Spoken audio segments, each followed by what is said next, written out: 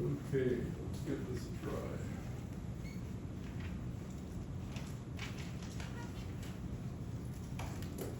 So yeah, we wrapped up the Kepler problem, but not everybody saw it. I'm gonna do a bit of a reprise on that.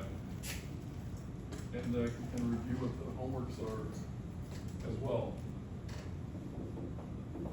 So we can do a bit of a review here.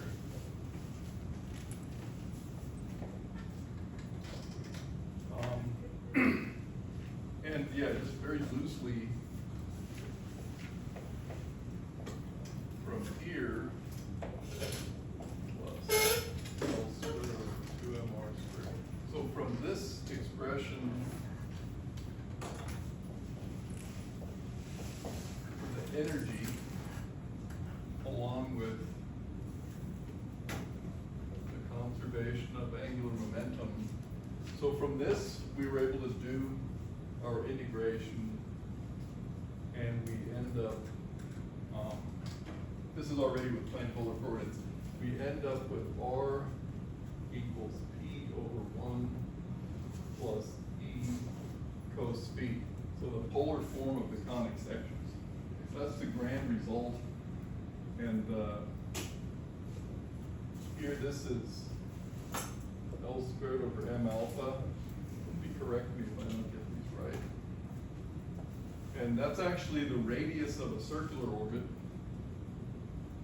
And the eccentricity here is the root of 1 plus 2E L squared over M alpha squared. Eccentricity and so-called parameter. And we got that by doing that integral,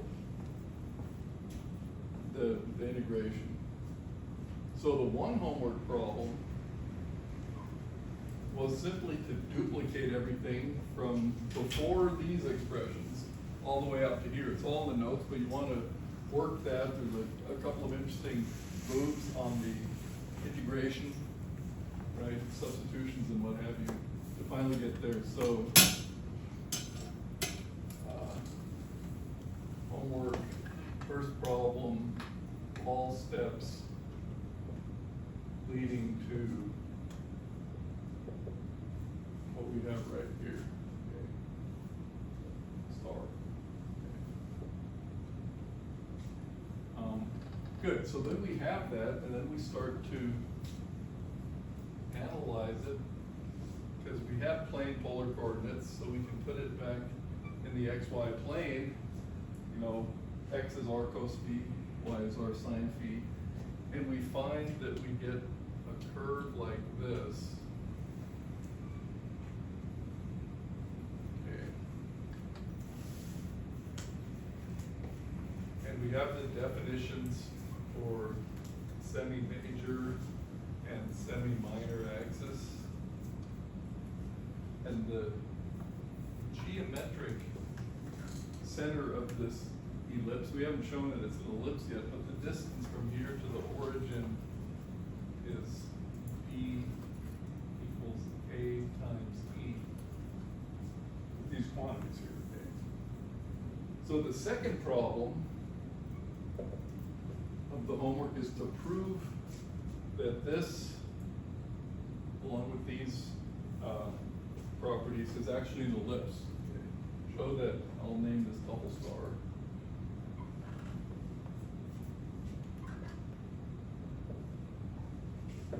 Star, double star is an ellipse,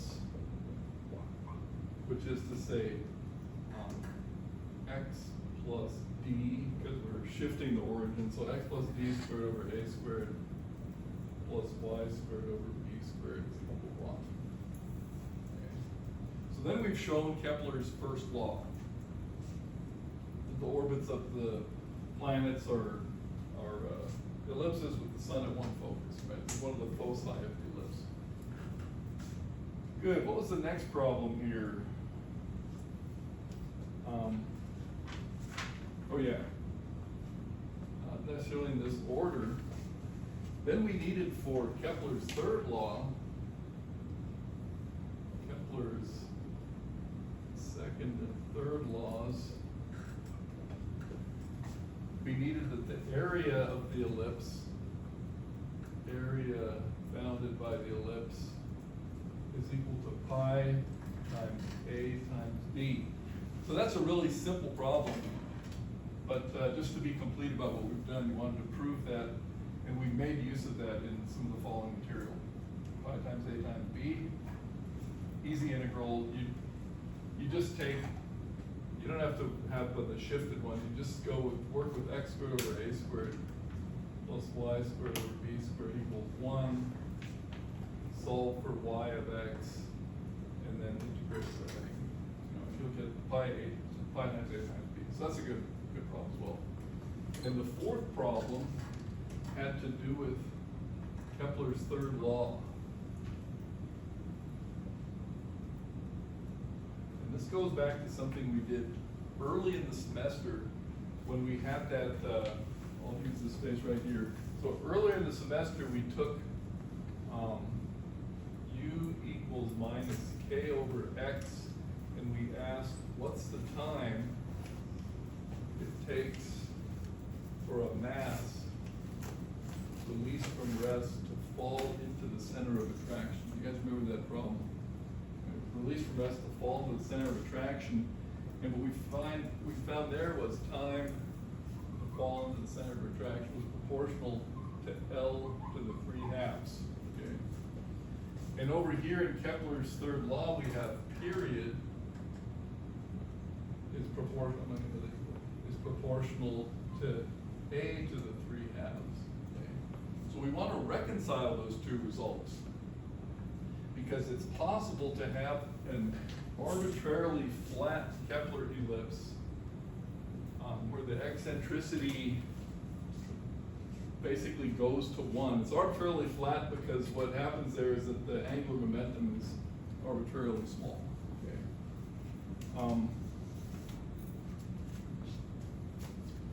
And in that case, you can get an ellipse that is essentially going to look like this, as flat as you need it to be, and then the period, it's still a Kepler's third law, the period of that orbit can be reconciled to the time it takes for this to fall in. Because half of the period of that orbit is the time it takes to come here and whip around, going arbitrarily close around the other side. Right? So half of the Kepler orbit, so what we're trying to do is show, here we'll call this tau. We'll call this time tau. So we're trying to show that tau is equal to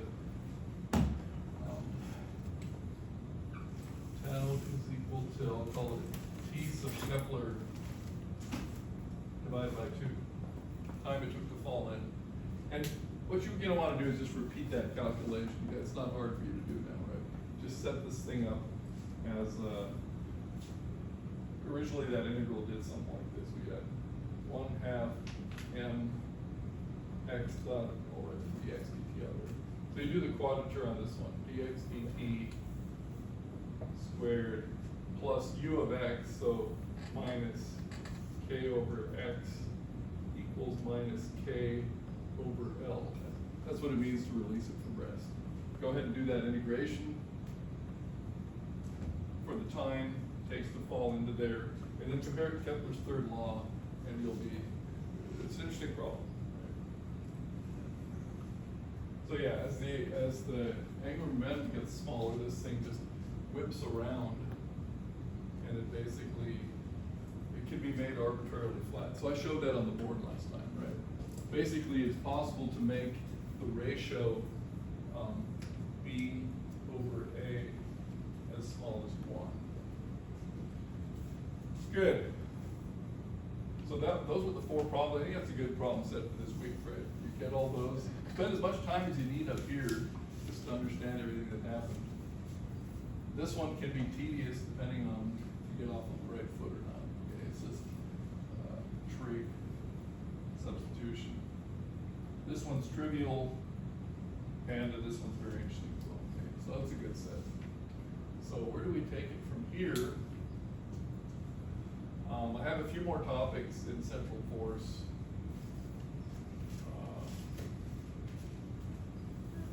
no particular order, but actually this one will still be in a good order. So we're going to talk about nearly circular orbits. Those are ones where we can go back to our effective potential and not actually have to do this big integration. Okay. So that's our next topic, nearly circular orbits and something called the apsidal angle. Good, let's set this up here. Any questions on this? Yeah. So yeah, you'll find everything you need. Okay, good.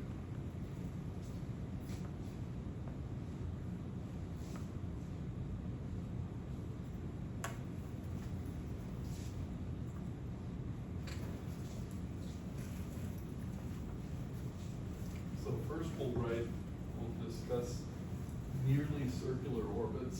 So actually circular orbits and nearly circular orbits.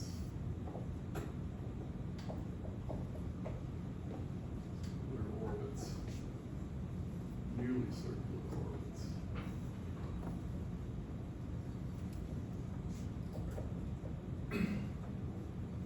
So yeah, you can draw a big circle, but suppose you have a circular orbit around your center of force, radius r.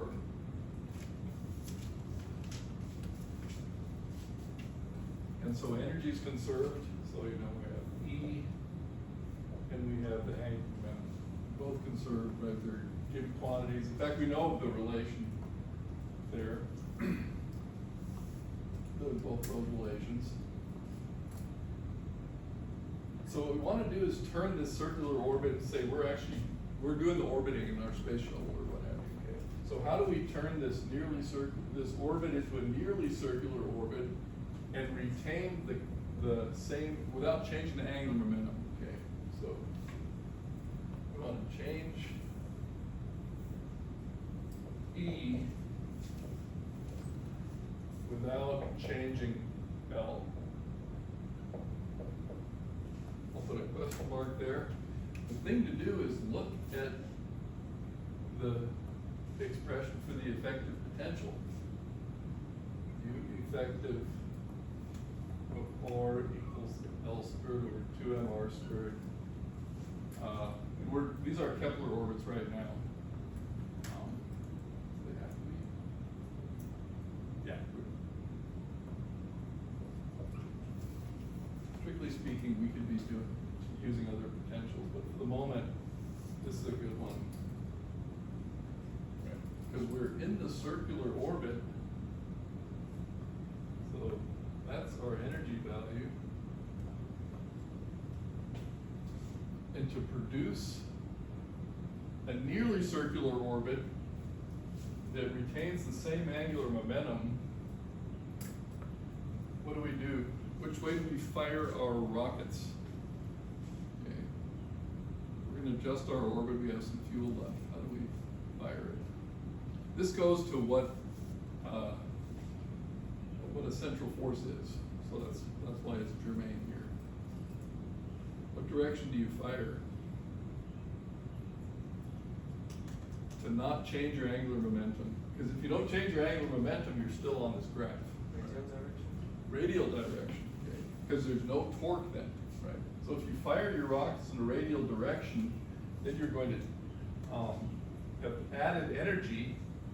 Okay, so now you'll be at E0 plus delta E, and you'll now have, of course it's nice and exaggerated here, you'll now have a minimum and a maximum distance.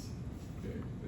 And we remember we did 2 or 3 homework problems about analyzing this type of situation. So that's how you can produce a nearly circular orbit. And since you're just putting a little delta E in there, you know, in actuality, you're very close to the radius of circular orbits. You know, this delta E here gives us we're gonna have actually a tiny one. Okay. So that'll put us into a nearly circular orbit. This one I drew here is a seriously elliptical orbit. Okay. Highly elliptical orbit. So that's the first thing. So change And then the answer here is fire rockets radially.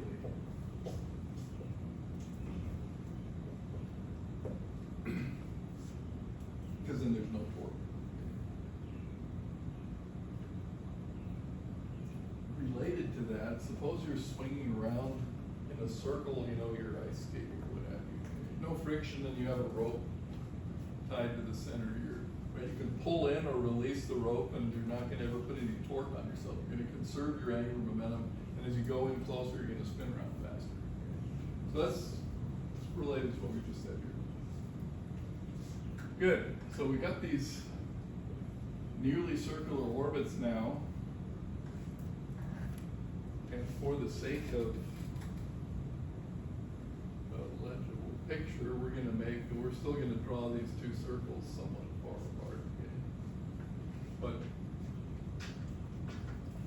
realistically, you're actually right down here in the potential well. Looking at some small differences. So what we now look at is what's called the apsidal angle. Next. Apsidal angle. And that's the angle that's swept out here. See, it's the angle that's swept out when you go from this R min to this R max over here.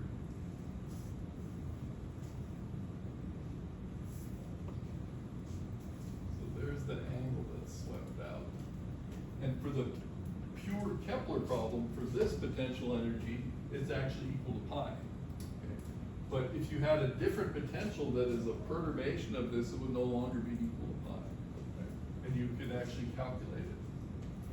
So that's what our topic is today, is to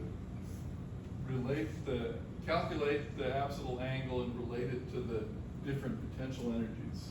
So generally, I would have just written U effective L squared over 2mr squared plus the actual potential energy. So that's the angle that's swept out between R min and R max, and we can define it this way for nearly circular orbits. We can define it like this. Angle C is equal to omega sub phi times half of a radial period. So the period of radial oscillations, if you take half of one of those periods, it takes you out to here. The entire period would take you back into R min, right? And in fact, we can see the other half of the trajectory would take us back to there. So this is something we can calculate. So that's what is this omega sub phi? It's phi dot when R is equal to R naught. Okay, so that's what the omega sub phi is, and TR is equal to 2 pi divided by omega sub R. And what we have here, so these two definitions we have for the omega sub phi, that comes from m r naught squared phi dot is equal to L. So m r naught squared omega sub phi is equal to L. And for this one down here, the omega sub R, we've done a couple homework problems on this, would be U effective double prime R naught divided by M. Okay. So this allows you to calculate this angle, and this is something that's observed, because it turns out even the Earth's gravitational potential is not strictly 1 over R, because Earth is not a perfect sphere. And so your satellites are not going to obey a pure, a strict Kepler's law, and therefore they're going to accumulate a little bit of this angle after a while. So I'll explain more about that as we move through this. But But that's basically what's going on.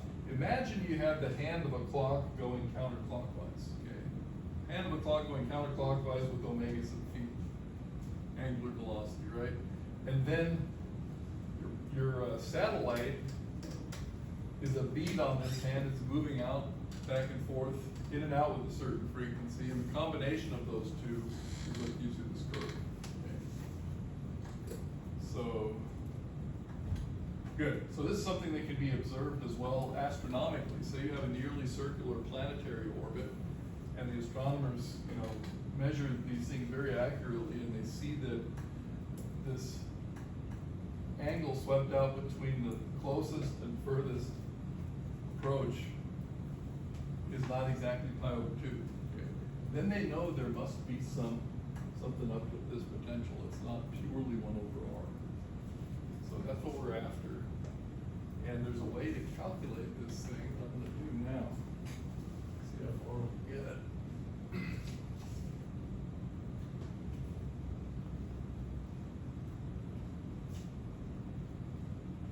So let's see. So the first thing we'll do is repeat what I have there. Omega sub phi e sub r over 2. We're also going to use the omega sub r, t sub r is equal to 2 pi. And we'll substitute that in there. So we'll have omega sub phi over 2, t sub r is 2 pi over omega sub r. Okay. So we get the expression that we're going to calculate with. You can already see here, if these two frequencies are the same, then we have the exact value of pi, otherwise not. Okay. And as it turns out, we're going to be calculating it in this form here.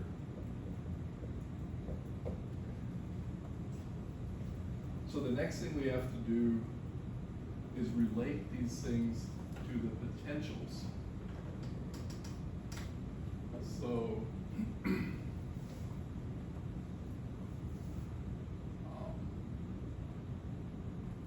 good. So next, so we want to calculate both of these and then get their ratio. So the next thing we'll do is analyze the effective potential. U effective of R L squared over 2mr squared plus U of R. So we want to find U effective prime of R naught set equal to 0. So U effective prime is equal to minus L squared over MR cubed plus U prime of R.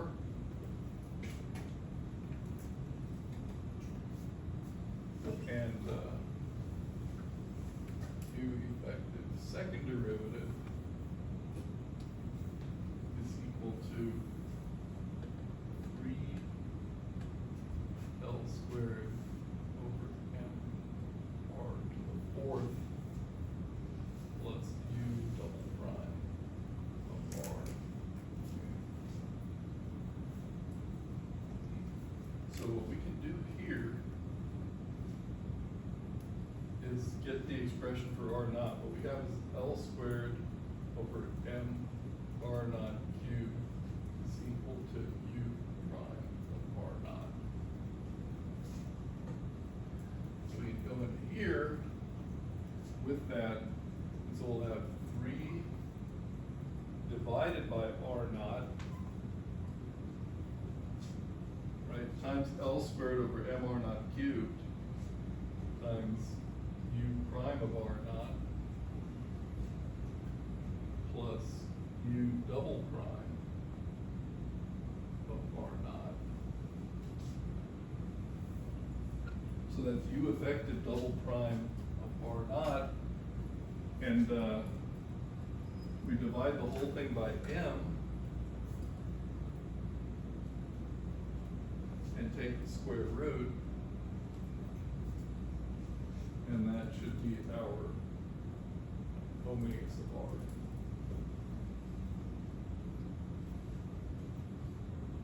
just need the omega sub phi now.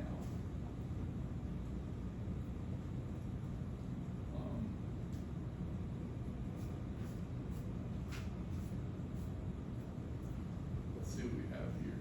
So omega sub phi is equal to L over M R naught squared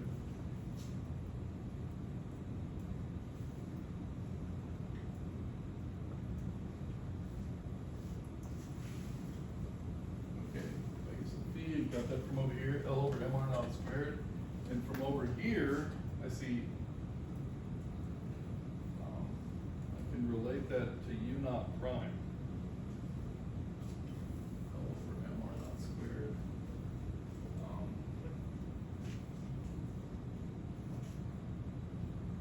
Equals,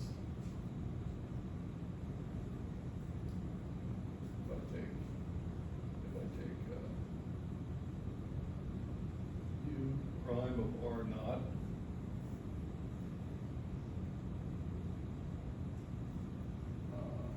U prime of R naught divided by M and square it and take the square root by prime by the L squared M squared of R naught to the fourth.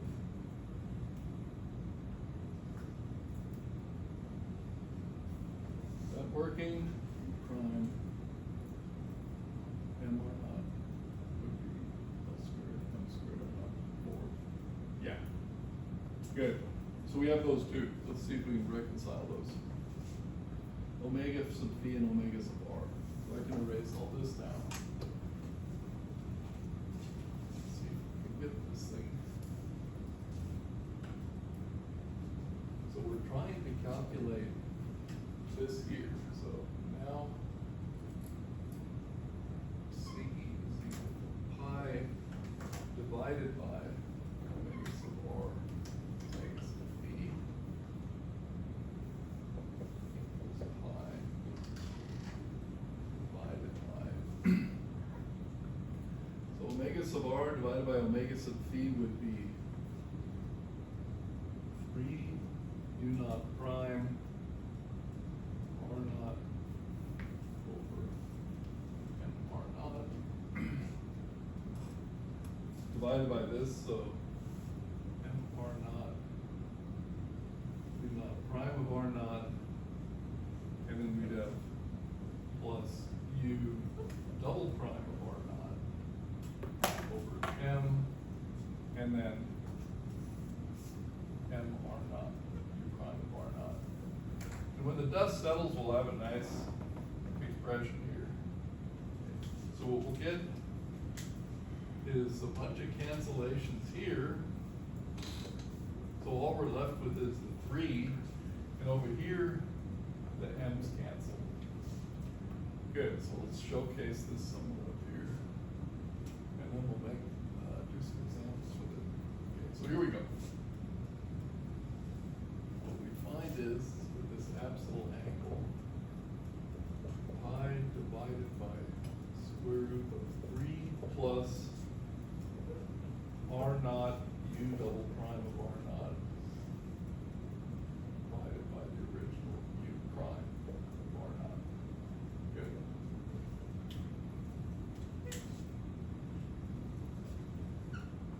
Okay, so what's noteworthy is we just have to analyze the original potential. Okay, so this is not the effective potential. We use effective potential. This is the original potential. And for circular orbits, and then we'll get this Apsidal angle. So immediately we have to do a couple of these examples. So we're going to do a couple examples, and what's the first example we absolutely have to test it on? Newton, right? Newton potential to make sure that that pans out. So by the way, you know, you never run out of applications of first and second derivative criteria. Okay, and that's just another example of that. So we're going to do the Newton potential, and then we'll do some interesting other ones. So the first example first example is U of R equals minus alpha over R. Attractive inverse first power. And then we have U prime equals alpha over R squared. U double prime equals minus 2 alpha over R cubed. And we put R sub 0 in there if we want. But what we now get is C is equal to pi square root of 3 plus, we've got a negative 2 alpha divided by alpha over R squared. Because we got rid of one of the powers here, R squared, R squared. So that's the same except the minus 2, 3 minus 2. Pi over root 3 minus 2 equals pi. So that was the angle between closest and furthest point. So you see we swept out exactly pi. Okay, so that was that angle. Okay. Good. Now there's another very interesting example. I'll put this up here.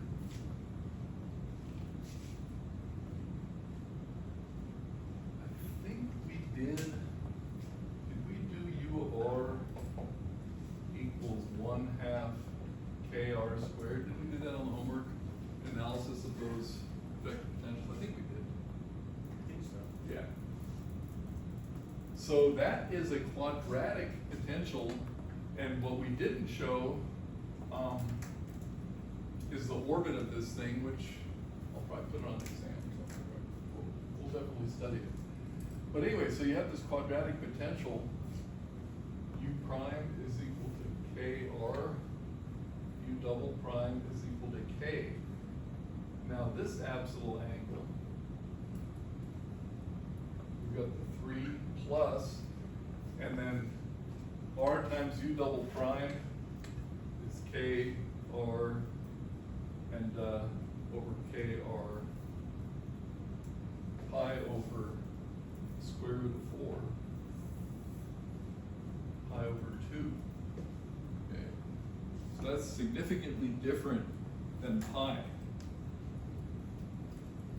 To complete this discussion, we're actually going to want to study these orbits here. I'm going to erase this one.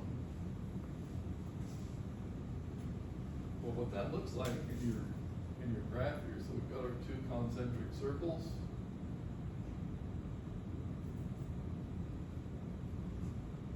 So we're going to reach the maximum here. Okay. And then we're going to come back minimum there. This is no proof, but we'll end up either showing this on the homework or somewhere. This actually turns out to also be an elliptical orbit, not a Kepler ellipse. Okay, it's an elliptical orbit that's always centered on the geometrical center of the ellipse. I have a question. Yeah. So in harmonic oscillator, when we have a block on the screen, right? Mm-hmm. To get this angle, we basically have to, while the block is oscillating, push the block, or just pull it. That's right. So the block's oscillating on a spring, and it's yes, and the oscillation frequency and this frequency match up like that. Yep. In fact, the way you can prove this, I'll get it set up. Maybe we'll do a homework on this next semester. So actually, let me write here, just for the record, ellipse. So note, this actually is an ellipse without any proof, but not what I'm going to call a Kepler ellipse. It's not in here. Nothing we can do about it. Ellipse, but not a Kepler ellipse. One way to get a handle on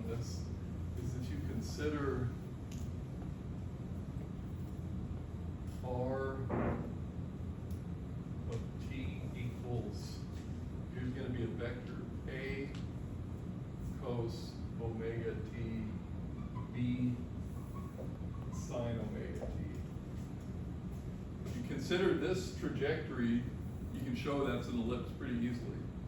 X squared over A squared plus Y squared over B squared equals 1. Okay. You know what, let's do this. This wasn't on my plan, but this is a good problem. Okay, I'm gonna erase this ellipse. You guys saw the point, right? This was pi over 2. That was the Apsidal angle from there to there. Okay. So I'll erase this, and we'll study this a bit more.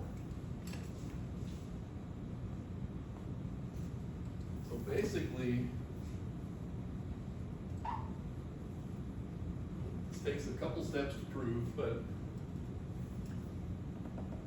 consider R of t once again. In fact, let's do it this way. A cos omega t, B sine omega t, 0. So now we're in 3 space. Okay, we're in 3 space, but there's the xy plane. And what you'll notice, since this is x and this is y, your x squared over a squared plus y squared over b squared is cosine squared omega t plus sine squared omega t equals 1. Okay. So this really is traversing an ellipse. Okay. And it turns out it is the solution to the problem with this potential energy. Okay. So the central force with a r squared dependence potential energy has as its solutions these ellipses here, and they're not Kepler ellipses. They're centered right on the origin of the xy plane. So xy ellipse there. Can we put that on the next week problem? Not bad. I mean, since it just we're led to it organically. Let's see.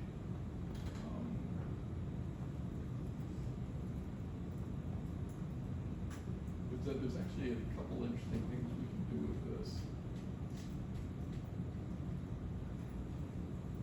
Here's what we'll do. This is a good problem. I'm going to erase this for the moment. I should have saved this for the exam, but I'll come up with something else. Okay. Homework starting next week, right? What we'll do is prove that this solution here has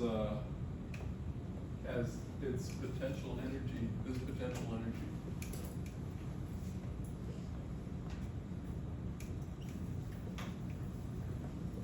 That star here. Here's what you do. Obeys F equals minus KR as a central force. Actually, let's do this better. Prove that that star 1 is a central force.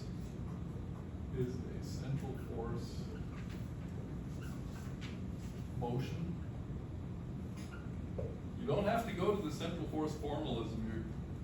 You don't have to go to plane polar coordinates, put it that way. You don't have to use plane polar coordinates. Prove that it's central force motion 2 with F equals minus KR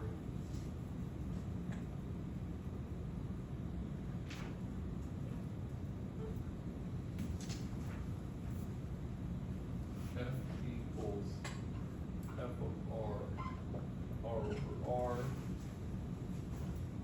and 1, 2, 3, U equals 1/2 KR squared.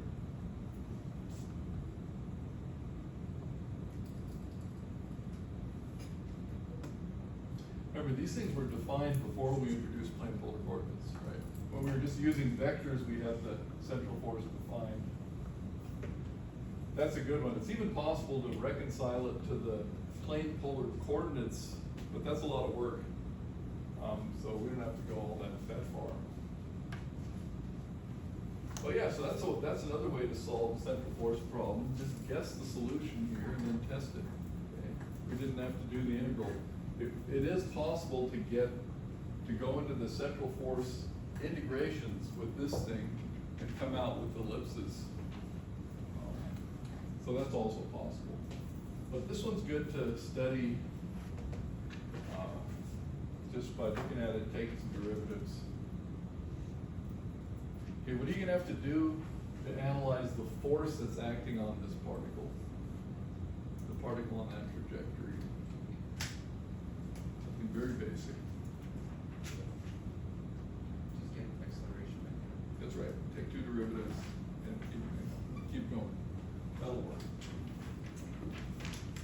Okay, what else do we have? I think we're gonna just wrap this up. So that's for next week. Other thing we're gonna do, r squared. I'll just show you where we're headed next, okay? So we've done the Newton potential, we've looked at this one, very interesting result as well. What we're going to look at next, and this is what we'll pick up with on Friday, but I can start talking about it, is perturbations to the general Kepler potential. So we have Newton's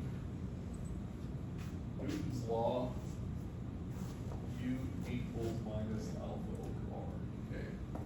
That's for a point mass. For a point mass, or for point mass is plural.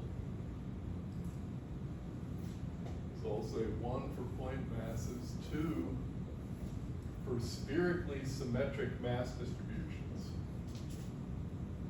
Haven't proven that yet, but we will. Okay, for spherically symmetric mass distributions.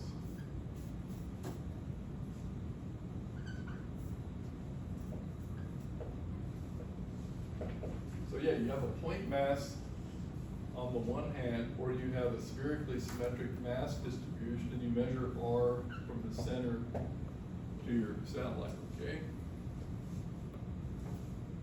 What happens if your mass is no longer spherically symmetric? Because, for example, suppose you have what would be a sphere, like the Earth or the Sun, except it's rotating. Because it's rotating, it bulges out a bit. It's an exaggerated thing. It bulges out, it's no longer spherically symmetric. And in fact, you no longer have that exact potential. Okay. So the satellite management guys know all about this. The astronomers know all about it. Because as soon as you have even the slightest bulge here, your apsidal angle is no longer going to be exactly pi. And for multiple orbits, you're going to start accumulating those little delta angles. Okay. So anyway, there's a way to deal with that. And what we do is we're going to take U equals minus alpha over R and add a beta over R cubed. Beta is small, so that's called adding a little perturbation. Next semester we'll figure out exactly why we get a 1 over R cubed. This semester we'll just calculate with it. Later this semester, I think we'll get to proving this. We haven't demonstrated this yet for spherically symmetric distributions, right? We just asserted it. So what we really have up until now is point masses rigorously defined. So this is going to be interesting, right? These perturbations, we'll just introduce them this semester. Next semester we'll actually derive why it has this form. Maybe this, I don't think so this semester, but yeah, why it has this form. What this beta over R cubed is. Anyway, that's all we've got, but some good topics here. So Friday we'll start, working in on this one here. Okay, good.